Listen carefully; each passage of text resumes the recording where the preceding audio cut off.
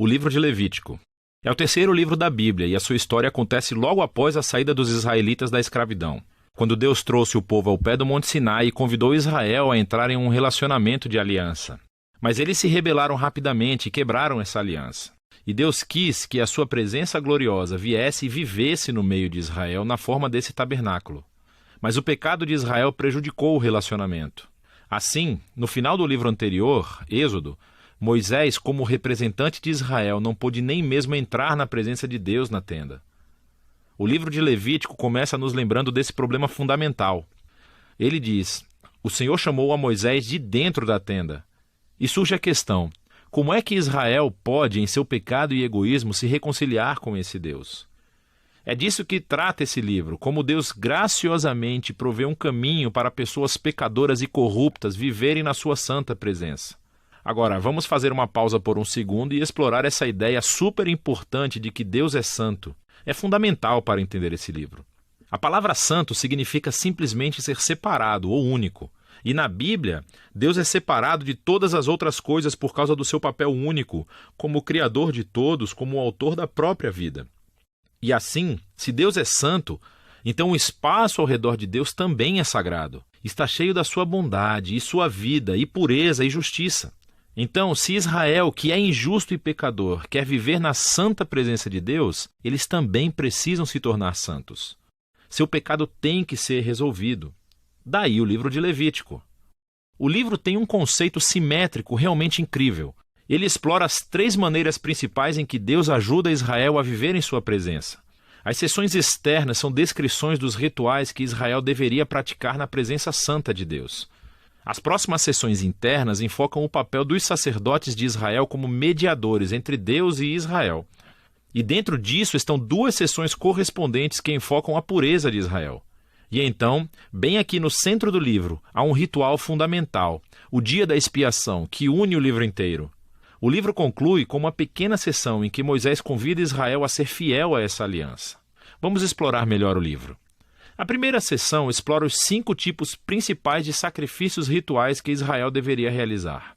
2 delas eram maneiras pelas quais um israelita podia agradecer a Deus oferecendo a ele esses símbolos do que Deus lhes deu primeiro. Em 3 outros sacrifícios eram maneiras diferentes de pedir desculpas a Deus. Então, aqui um israelita oferecia o sangue de um animal enquanto confessava que o seu pecado criou mais mal e morte no mundo bom de Deus. Mas em vez de destruir esse povo, Deus, é claro, quer perdoá-lo. E assim, esse animal simbolicamente morre em seu lugar e o expia, o que significa cobrir o pecado deles. E assim, através desses rituais, os israelitas estavam constantemente sendo lembrados da graça de Deus, mas também da sua justiça e da severidade do seu mal e as suas consequências. O segundo conjunto de rituais estabelece as 7 festas anuais de Israel. E cada uma delas contava uma parte diferente da história sobre como Deus os resgatou da escravidão no Egito e os levou através do deserto a caminho da terra prometida. E celebrando essas festas regularmente, Israel se lembraria de quem eram e quem Deus era para eles. Agora, as sessões sobre os sacerdotes de Israel. Você tem Arão e os seus filhos, ordenados pela primeira vez a entrar na presença de Deus em nome de Israel. E então, nessa seção correspondente, encontramos as qualificações para ser um sacerdote. Os sacerdotes foram chamados ao nível mais alto de integridade moral e santidade ritual, porque eles representavam o povo diante de Deus, mas também representavam Deus para o povo. Descobrimos por que a santidade dos sacerdotes é tão importante aqui nessa primeira sessão, logo após a ordenação da família de Arão. 2 de seus filhos caminham direto para a presença de Deus e violam flagrantemente as regras. E assim eles são consumidos pela santidade de Deus. É uma lembrança assustadora do paradoxo que existe ao vivermos na presença santa de Deus. Porque é bondade pura, mas se torna perigoso para aqueles que se rebelam e insultam a santidade de Deus. Por isso é importante que os sacerdotes de Israel se tornem santos. E também que todo o povo de Israel se torne santo, que é do que se tratam as próximas sessões internas. Os capítulos 11 a 15 são sobre a pureza ritual exigida de todos os israelitas. E os capítulos de 18 a 20 são sobre a pureza moral do povo. E aqui está o que significa essa linguagem de pureza e impureza. Como Deus é santo, os israelitas precisam estar em um estado de santidade quando entrarem na sua presença. Isso era chamado de estar limpo ou puro. A presença de Deus estava fora dos limites para qualquer um que não estivesse em um estado sagrado, e isso foi chamado de imundo ou impuro. Um israelita poderia se tornar impuro de poucas maneiras, entrando em contato com fluidos corporais reprodutivos, caso tivesse uma doença de pele, se tocasse em mofo ou fungo, ou se tocasse num corpo morto. Agora, para os israelitas, todos esses exemplos estavam associados à mortalidade, como a perda da vida, o que nos leva ao símbolo central de todas essas ideias. Você se torna impuro quando se contamina ao tocar a morte, por assim dizer. E a morte é o oposto da santidade de Deus, porque a essência de Deus é a vida. Isso é realmente fundamental. Ser impuro não era simplesmente pecaminoso ou errado. Tocar esses tipos de coisas fazia parte normal da vida cotidiana, e a impureza era um estado temporário. Durava apenas uma semana ou duas e depois acabava. O que estava errado ou era pecaminoso era entrar na presença de Deus carregando esses símbolos de morte e impureza no meu corpo.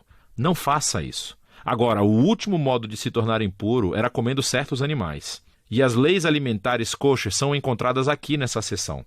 Agora, tem havido muitas teorias sobre por que certos animais eram considerados impuros e fora dos limites, seja para promover a higiene ou para evitar tabus culturais.